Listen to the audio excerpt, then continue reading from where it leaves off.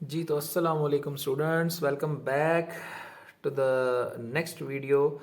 जो last video हमने series में डिस्कस की थी वो हमारे पास थे 10th क्लास मैथमेटिक्स के मोस्ट इम्पोर्टेंट क्वेश्चन।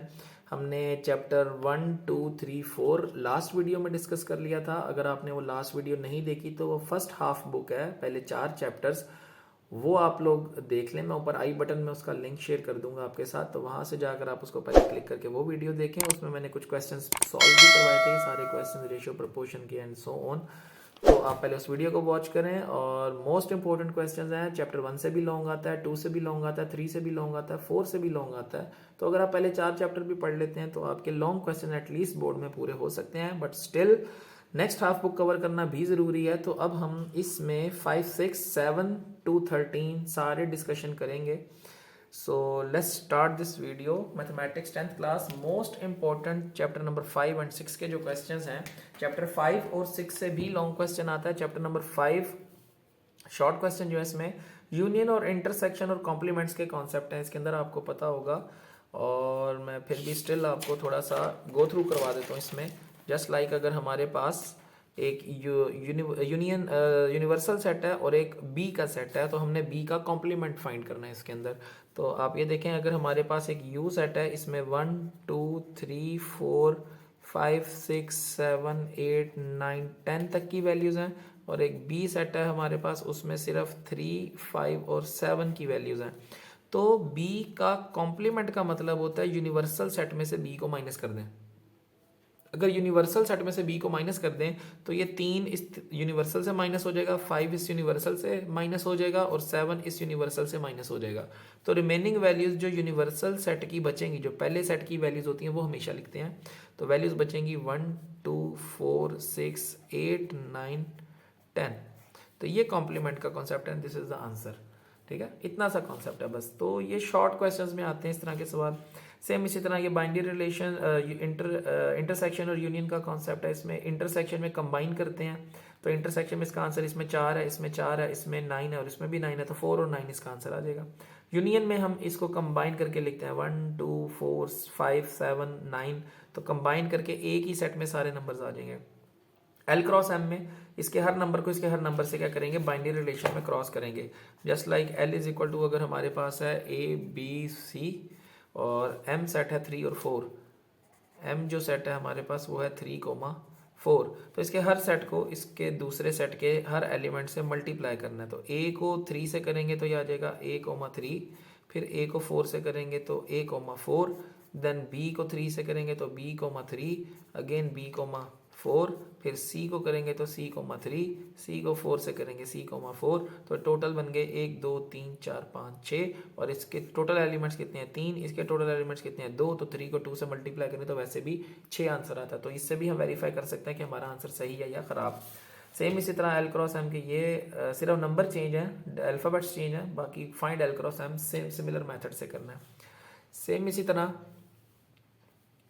इसमें बाइनरी रिलेशंस की डेफिनेशन है, 1, 1 फंक्शन है, सबसेट्स की डेफिनेशन है, गिवन एग्जांपल आपने देनी है। ए नेचुरल नंबर है, बी होल नंबर है, then find A minus B, B minus A, most important question है इसका।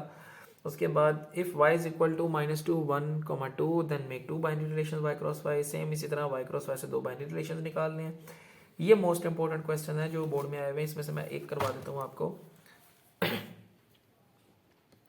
जस्ट लाइक हमारे पास ये लिखा हुआ है, find A and B if 2a + 5, 2a + 5, 3 ये वैल्यू और इज इक्वल टू है 7, b-4 के। तो हमने सिंपल क्या करना है इसके अंदर, ये पहली वैल्यू पहली के बराबर करेंगे तो 2a + 5 = 7। और दूसरी वैल्यू 3 इस दूसरी वैल्यू के बराबर करेंगे, 3 = b-4। तो 2a = 5 इधर जाके माइनस हो जाएगा, 7 - 5 2, 2 से कट जाएगा, a = 1। b = 4 इधर आके प्लस हो जाएगा, तो 3 और 4 7। तो b और a की इतनी सी वैल्यूज है। ठीक है, इस तरह से हम इसको सॉल्व करते हैं बाय कंपैरिजन।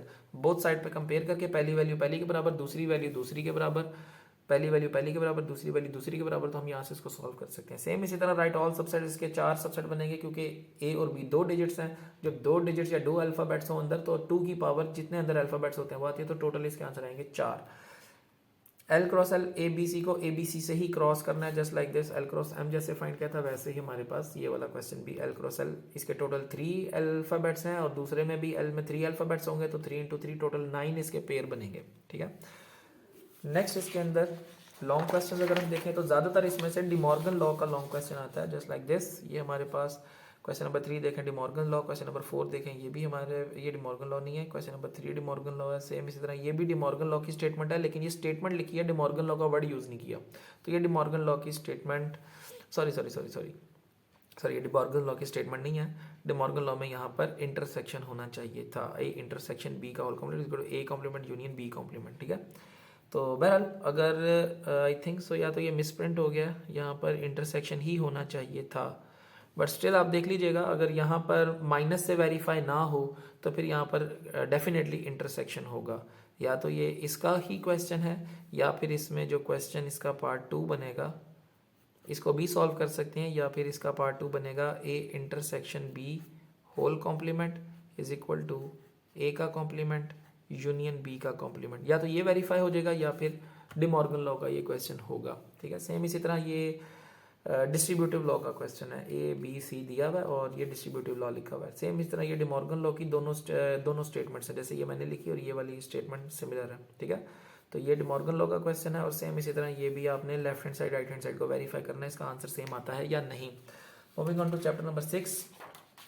चैप्टर नंबर 6 के अंदर हमारे पास चैप्टर नंबर 6 में हमारे पास जो है ज़्यादातर डेफिनेशन और शॉर्ट क्वेश्चन आते हैं arithmetic mean, geometric mean, harmonic mean के। तो आप इसको वीडियो को रोक के आप या स्क्रीनशॉट लेकर इसको नोट डाउन भी कर सकते हैं अपने पास। ठीक है, तो ये हमारे पास क्वेश्चन है define mod most repeated data को बोलते हैं। सेम इसी तरह मीडियन की डेफिनेशन है, frequency distribution, class limit, arithmetic mean, properties of arithmetic mean की मोस्ट इंपॉर्टेंट है। 4 टोटल प्रॉपर्टीज होती हैं इसकी, तो आपने चारों की चारों याद रखनी है, तो ये आता होता है क्वेश्चन, मोस्ट इंपॉर्टेंट क्वेश्चन है। मिड पॉइंट, क्लास मास, स्टैंडर्ड डेविएशन की, मीन की और स्टैंडर्ड टेंडेंसी और मेजर की जो है डेफिनेशन है। अरिथमेटिक मीन होता है sum of all the value divide by total number of values, इन सब वैल्यूज को प्लस करके ऐड करके 1 2 3 4 5 6 7 7 पे डिवाइड कर देंगे, आंसर आ जाएगा। सेम इसी तरह अरिथमेटिक मीन है, ये 1 2 3 4 5 6 7 8 वैल्यूज हैं, इन सबको प्लस करके 8 से डिवाइड कर देंगे। सेम इसी तरह यहाँ पर इसका मीडियन फाइंड करना है। मीडियन के लिए हमेशा असेंडिंग या डिसेंडिंग ऑर्डर में आपने उसको क्या करना है, अरेंज करना है, उसके बाद इसको सॉल्व करना स्टार्ट करना है। अरेंजमेंट इसके लिए लाजमी है। ठीक है, उसके बाद सेम इसी तरह रेंज फाइंड करनी है। रेंज के लिए हम क्या करते हैं, मैक्सिमम और मिनिमम वैल्यू को माइनस कर देते हैं, जस्ट लाइक इसमें से जो भी मैक्सिमम वैल्यू होगी 109 अगर मैक्सिमम है तो इस मैक्सिमम वैल्यू में से 109 में से 62 मिनिमम 49 मिनिमम वैल्यू है, तो 109 से बड़ी 1010 है, तो 1010 और 103 सबसे बड़ी वैल्यू बनती है, तो 103 और 49 को हम क्या कर देंगे, माइनस कर देंगे, तो जो डिफरेंस आएगा वो इसकी क्या होगी, रेंज। ये मैक्सिमम और ये मिनिमम 49, इसको माइनस करेंगे, तो ये ढूंढना पड़ता है इसको, जैसे मैं अभी ढूंढ रहा था, तो जहाँ पर आपको मैक्सिमम नंबर नजर आए उसमें से आपने क्या करना है, छोटी वैल्यू को माइनस कर देना है। सेम इसी तरह ज्योमेट्रिक मीन, हार्मोनिक मीन, ये आपके पास क्वेश्चंस थे और इनके फार्मूलाज हैं। और अगर डाटा विदाउट फ्रीक्वेंसी हो तो ये अनग्रुप डाटा होता है, अगर डाटा में फ्रीक्वेंसी गिवन हो तो वो ग्रुप डाटा होता है। तो फिलहाल ये जो क्वेश्चन है ज्योमेट्रिक और हार्मोनिक के, ये हमारे पास अनग्रुप के क्वेश्चंस हैं, तो इसको हमने अनग्रुप से सॉल्व करना है। और ज्योमेट्रिक मीन का फार्मूला, इन तीनों को मल्टीप्लाई करके इसकी पावर ले लेंगे 1/3, क्योंकि 1 2 3 है, तो इसका फार्मूला मैं आपको बता देता हूँ। ज्योमेट्रिक मीन में अगर हमारे पास ये 2 4 8 का डाटा है ज्योमेट्रिक मीन के लिए, तो फार्मूला बनता है x1 dot x2 dot x3, और सारे की पावर जितनी अंदर वैल्यूज होती हैं उतनी पावर आ जाती है 1/3, तो नंबर आ जाएगा 2 मल्टीप्लाई बाय 4 मल्टीप्लाई बाय 8, इन सबको मल्टीप्लाई करके पावर ले लेंगे 1/3, तो इसका 2 4 द 8 8 8 द 64, तो इसका सिंपलेस्ट क्यूब रूट लेंगे 64 का, या 4 की पावर 3 होता है, तो इसका 4 आंसर आ जाएगा। ये ज्योमेट्रिक मीन का आंसर है, तो ये बेसिकली इसका फार्मूला है। सेम इसी तरह हार्मोनिक मीन का भी फार्मूला होता है हमारे पास। हार्मोनिक मीन का फार्मूला मैं आपको बता देता हूँ। हार्मोनिक मीन का फार्मूला होता है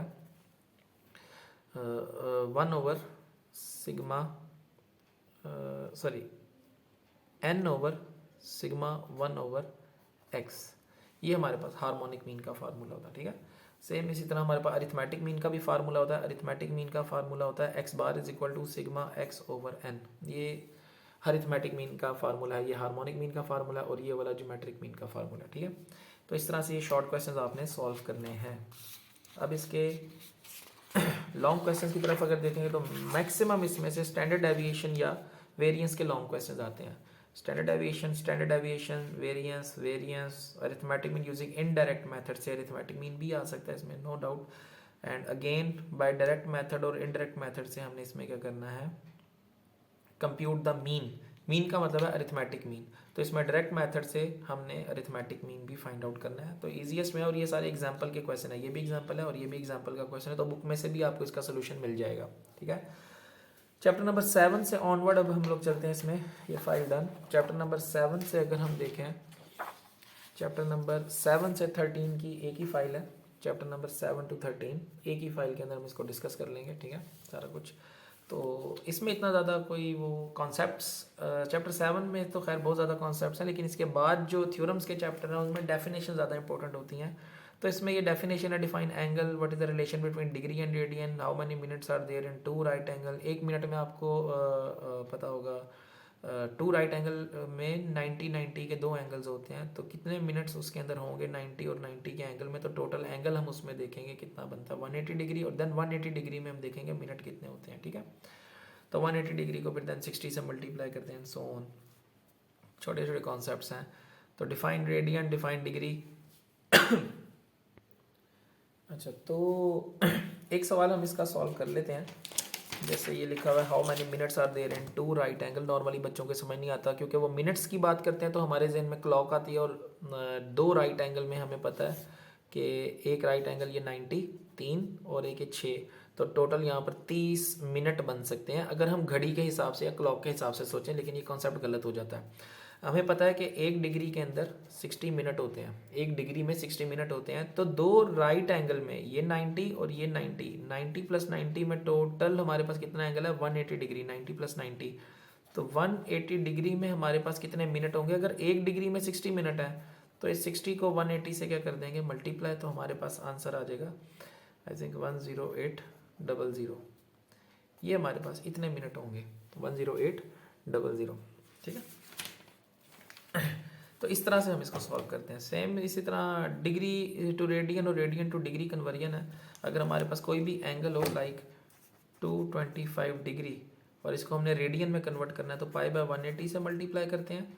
और अगर हमारे पास कोई एंगल हो पाई बाय 6 और इसको हमने वापस डिग्री में लेकर जाना हो, ये डिग्री से रेडियन है और ये रेडियन से डिग्री में लेकर जाना है, तो इसको 180 ओवर पाई से मल्टीप्लाई करते हैं। पाई से कट जाएगा 6 3 18, तो 30 डिग्री इसका आंसर बन जाएगा, ठीक है।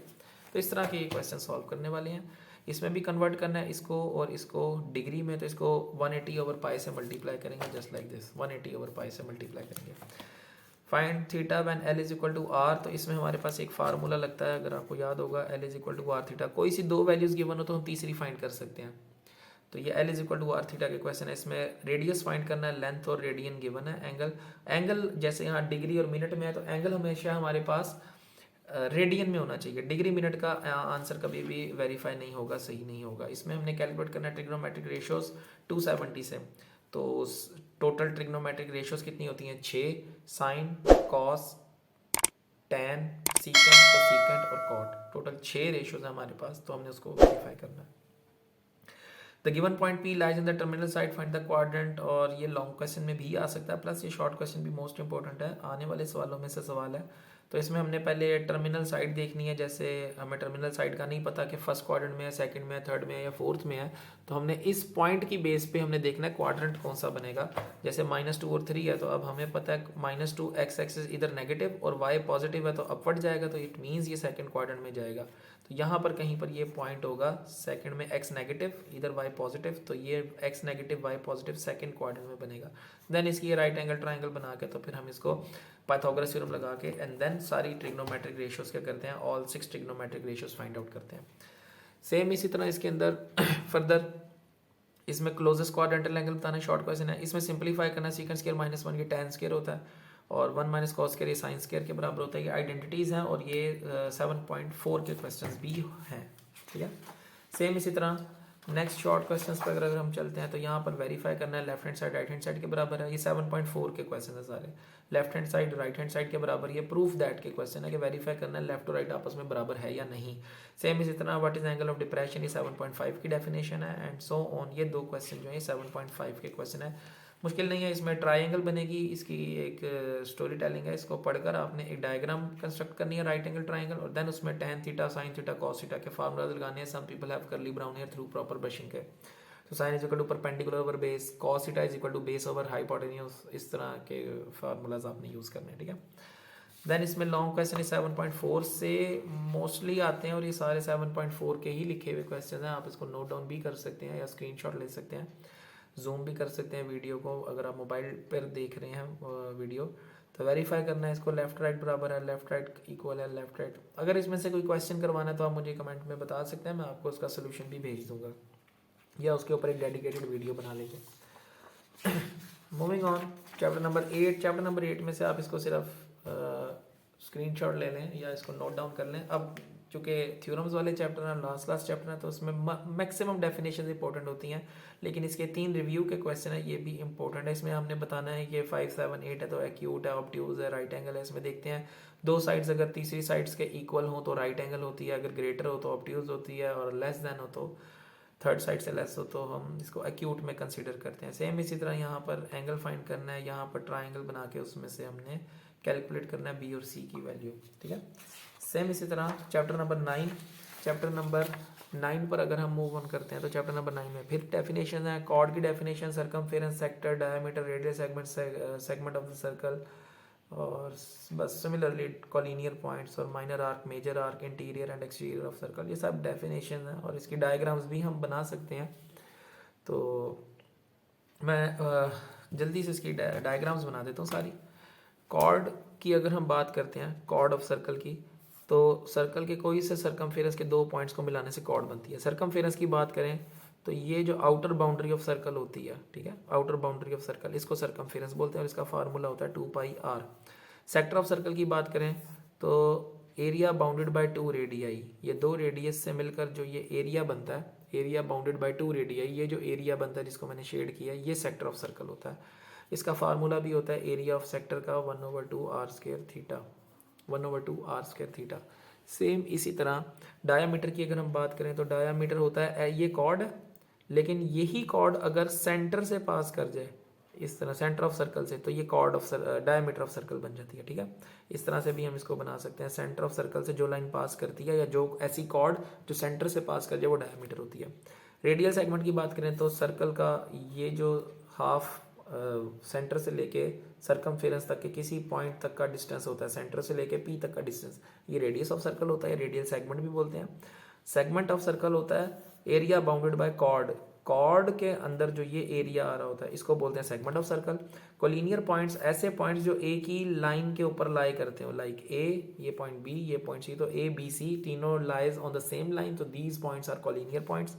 सेम इसी तरह major arc, minor arc, major arc और माइनर आर्क की अगर हम बात करें तो जो सेमी सर्कल से, सेमी सर्कल इतना होता है, अगर सेमी सर्कल से ज़्यादा की आर्क हो, जैसे ये वाली आर्क को हम डील करते हैं, इसको थोड़ा सा बोल्ड कर लीजिएगा कि ये ए बी और सी, ये आर्क सेमी सर्कल से ग्रेटर है तो ये मेजर आर्क, और अगर हम इसको सेमी सर्कल से कम बना लें, मतलब लाइक इतनी आर्क ले लें, ए बी और सी, ये वाली जो आर्क है सिर्फ इतनी, ये माइनर आर्क कंसिडर होगी क्योंकि ये सेमी सर्कल से कम आर्क है। कुछ बच्चे इसको 180 डिग्री से लेस देन भी बोलते हैं, तो आप सेमी सर्कल का वर्ड यूज़ कर सकते हैं, 180 भी ठीक है। इंटीरियर और एक्सटीरियर ऑफ सर्कल, जो इंटरनल पॉइंट्स होते हैं वो इंटीरियर ऑफ सर्कल होते हैं, जो बाहर आउटवर्ड पॉइंट्स होते हैं वो एक्सटीरियर ऑफ सर्कल होते हैं। और अगर एंगल की बात करें तो जस्ट लाइक दिस, अगर हम एंगल की बात करें तो ये ट्राइंगल के अंदर अगर अंदर एंगल होगा तो इंटीरियर एंगल होगा, अगर आउटसाइड एंगल होगा तो एक्सटीरियर एंगल होगा, ठीक है। सेम इसी तरह टेंजेंट लाइन और सीकेंट लाइन, ये चैप्टर नंबर 10 की डेफिनेशन है, टेंजेंट लाइन और सीकेंट लाइन। टेंजेंट लाइन हमारे पास ये वाली लाइन होती है, जैसे सर्कल हम बनाते हैं, सर्कल के एक पॉइंट पे कोई लाइन टच करती हुई गुजरे आउटसाइड से, तो इसको टेंजेंट लाइन बोलते हैं, ठीक है। और सीकेंट लाइन हमारे पास क्या होता है, अगर सर्कल को 2 हिस्सों में कोई लाइन डिवाइड कर दे और 2 पॉइंट्स के ऊपर टच करती हुई गुजरे तो इस लाइन को सीकेंट लाइन बोलते हैं। ये इन आउटसाइड से एक पॉइंट पे टच करती है टेंजेंट लाइन, और ये सर्कल के 2 पॉइंट्स पे टच करती है और उसको 2 हिस्सों में, सर्कल को 2 सेक्शंस में डिवाइड कर देती है। ठीक है, सेम इसी तरह define cyclic quadrilateral, define circum angle, define central angle, ये सब डेफिनेशन चैप्टर नंबर 12 में से आई हैं और इसको आपने याद करना है और इनकी एक एक एग्जांपल लाजमी आपने देनी है। ठीक है, डेफिनेशन प्लस डायग्राम, या उसकी ये डायग्राम एक तरह से एग्जांपल ही होती है, ये डायग्राम एग्जांपल के अंदर जा सकती है। ठीक है, तो डायग्राम या फिगर की हेडिंग दे सकते हैं, डायग्राम की हेडिंग दे सकते हैं, एग्जांपल की हेडिंग दे सकते हैं। तो बट डेफिनेशन के साथ कंपलसरी है कि आपने डायग्राम बनानी है। और अगर चैप्टर्स में से होगी, चैप्टर 1 2 3 4 में से डेफिनेशन होगी तो उसकी एक इक्वेशन आपने लाजमी लिखनी है। ठीक है, सेम इसी तरह चैप्टर नंबर 13 है पॉलीगॉन, ट्रायंगल और divide any arc into 2 parts. ये कंपास से आपने क्या करना है, इसको सॉल्व करना है और ये पूरी ज्योमेट्री का चैप्टर है। ठीक है, तो आप इसका भी स्क्रीनशॉट ले सकते हैं। इसको मैं यहाँ पर इस तरह से रख देता हूँ, आप इसका स्क्रीनशॉट भी ले सकते हैं और इसको अपने पास नोट डाउन भी कर सकते हैं। ठीक है, ये कंप्लीट हमारे पास चैप्टर नंबर 13 का चैप्टर है, 4 लॉन्ग और ऊपर 6 शॉर्ट क्वेश्चंस हैं। ठीक है, तो ये हमारे पास मोस्ट इम्पोर्टेंट टॉपिक्स थे, मोस्ट इम्पोर्टेंट क्वेश्चंस जो हैं बोर्ड के लिहाज से फुल बुक चैप्टर नंबर 1 से लेके 13 तक। चैप्टर 1 to 4 मैंने लास्ट वीडियो में डिस्कस कर लिया था और चैप्टर नंबर 5 to 13 मैंने इस वीडियो में डिस्कस कर लिया। होप सो आपके कुछ कॉन्सेप्ट्स क्लियर हुए होंगे और बाकी आपको नोट्स भी जो हैं वो प्रोवाइड हो गए हैं बाय यूजिंग वीडियो। सो ये आप नोट डाउन कर सकते हैं फॉर फ्यूचर यूज़, और अगर आपने यहीं से देख के पढ़ना तो आप यहाँ से देख के भी पढ़ सकते हैं। So thank you so much. Allah ताला आपको कामयाब करें पेपरों में और डू सपोर्ट अस। और अगर आपको वीडियो हेल्पफुल लगी है तो अपने दोस्तों के साथ इसको शेयर करें तो ताकि हमें भी बेनिफिट हो सके। थैंक यू सो मच, अल्लाह हाफिज़।